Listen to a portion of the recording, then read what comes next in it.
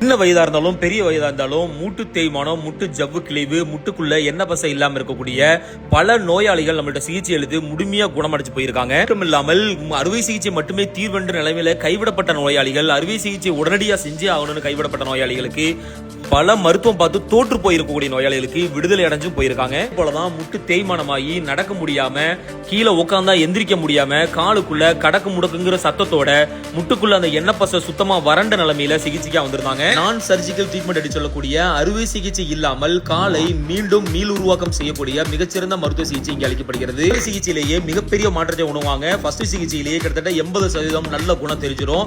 கால் இறுக்கமா இருக்கக்கூடியது நல்ல லூஸ் ஆயிரும், ஃப்ரீ ஆயிரும், கடக்கு முடக்குங்கிற சத்தம் போயிடும்.